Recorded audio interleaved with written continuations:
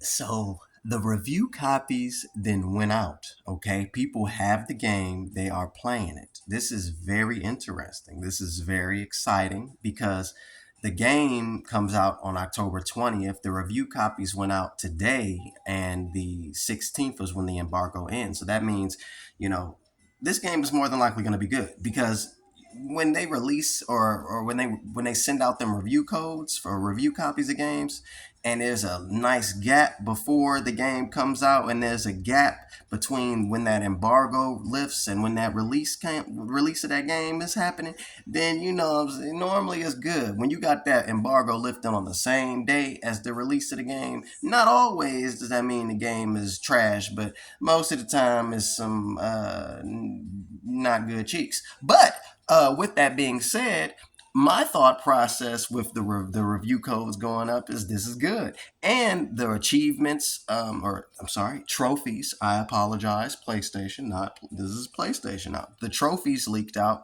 along with them being pushed by Insomniac release. The trophy list actually leaked out. Some people were saying, look, it's spoilers. Be careful for those spoilers. I looked at the trophy list and there was no spoilers for me.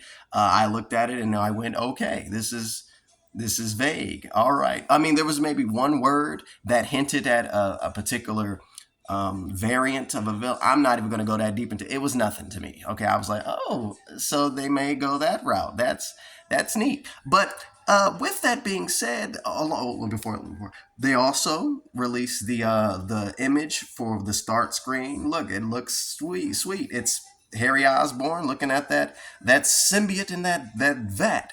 Now, what I want to really get to with that is, I don't believe Harry is Venom. I've said that. I think it's a misdirection. I think I think they're doing something different. Like the creative director said, they're not going to do Eddie Brock. They're going to do something we haven't seen before. We've seen Harry Osborn as Venom. We've even seen Eddie Brock as Venom. We've seen Mac Gargan, the Scorpion, as Venom. Who's someone we haven't seen as Venom? Peter Parker. So, and if you want me to go deeper into that, you can watch my past videos in which I talk about that. But what I really want to get to is the concept of why would Peter be Venom, and why would Harry Osborn not be Venom, and what is a good story? You know what I'm saying? For me, like a good story that's being told is one that is different, and one that we haven't really seen before or experienced before. Something that has twists and turns, and it doesn't necessarily have to have twists to be like a good story, but something that we're not really expecting or anticipating. I don't necessarily want to get into specifics on what characters do I think will perish, what type of conflicts will converge, but I do think that within this game, they have the chance to tell a story that is a little bit different, and tell a story from different perspectives. With what I've been talking about, with them being us having gameplay in which we play as Venom and even play as other characters. I would love it if we had a segment when you actually play it as Kraven the Hunter, or you play it as maybe even a civilian or something. But throwing in these different perspectives. If Venom is a large villain, if there are other villains that'll be in the game, villains that we may not know of, I think that they have the chance. And within the gameplay trailer, they said that you'll be able to see within the world the HUD, or not the HUD, but the markers for you to go to different missions and things like that. I think that they could really utilize like that element, the city element. If there are threats in the city, like those threats posing like an actual threat to the city, and the city reacting to that, the city changing to that. Not necessarily like Web of Shadows when the whole infection takes place and destroys the city, but in the sense of, if Mysterio is doing something in the city that has an impact on the city, that has an impact on the civilians, that has an impact on the gameplay. And I think that within the story, they can really, weave like a web, weave that and change things. Perhaps if there are side missions, you do a side mission or you don't do a side mission, that would affect how a main mission what happens in a main mission. As a side mission, you get X gadget or you learn X information.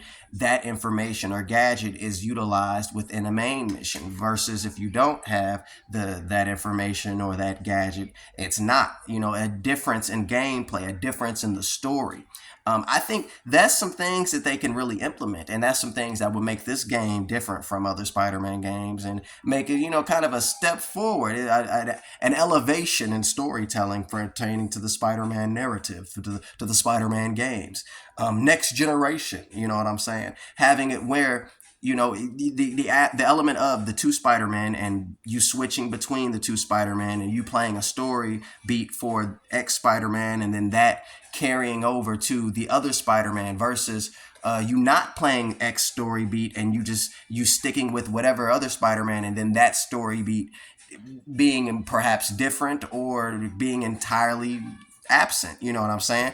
I think that those elements would make the game different and make the game pop and make the story different. You know what I'm saying? If we had really that game, that interactive entertainment aspect versus just playing a movie. You know what I'm saying?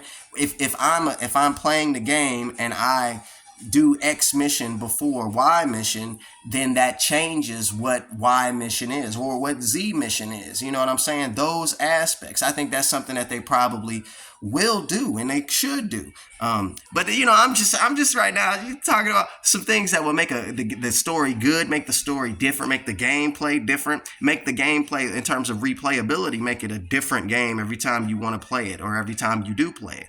Make it interesting. You know what I'm saying?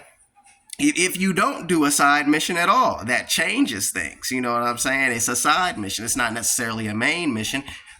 If you save your side missions to the end of the game, like after you beat the main story, that changes how the side missions are. I think about Red Dead Redemption, when you don't do certain side missions with the main character and you wait until the end of the game when you're playing as another character, then those side missions are a little bit different. They're from the perspective of that other character. You know what I'm saying? Those type of elements being in the game. I think that would make the game sweet and make the story sweet. You know what I'm saying? But that's really it. You know what I'm saying? The game is the review codes is out. So the reviewers is reviewing it. They playing it right now.